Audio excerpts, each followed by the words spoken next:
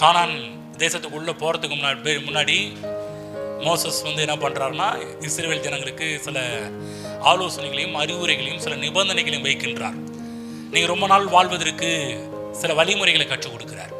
நிறுத்த போடப்பட்டது நீயும் உன் சந்ததியும் பிழைக்கும்படிக்கு. அழகா சொல்றார், நீயும் பிழைக்கணுமா, உன் சந்ததியும் பிழைப்பது.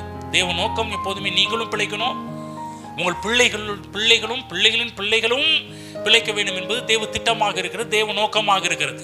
நம்மளை மட்டும் நன்றாக வைப்பது தேவ நோக்கம் அல்ல, நமக்கு பிற்பாடு நம்முடைய பிள்ளைகள் மேலும் நம்முடைய சந்ததிகள் மேலும் தேவன் அக்கறையுள்ளவராக இருக்கிறார். தேவன் நம்முடைய சந்ததிகளை நேசிக்கிற தேவன், நம்முடைய பிள்ளைகளை மட்டும் அல்ல, பிள்ளைகளின் பிள்ளைகளெல்லாம் கர்த்தர் நேசிக்கிறவர். எவ்வளவு நல்ல தேவன் பாருங்க.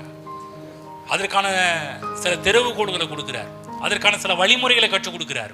நீயும் உன் சந்ததியும் பிழைக்கும்படிக்கு, வாழும்படிக்கு, செழிக்கும்படிக்கு, நன்றாக இருக்கும்படிக்கு நீ ஜீவனை தெரிந்து கொண்டு. நீ இங்க இருக்கிற நீங்கள்னு போடல, நீ ஜீவனை தெரிந்து கொள்ள வேண்டும். இன்னைக்கு ஒவ்வொருவரும் உங்களுடைய பிள்ளைகளுக்காக நீங்கள் ஜீவனை நீங்க பர்டிகுலராக குறிப்பிட்டு நீங்கள் தெரிந்து கொள்ள வேண்டும்.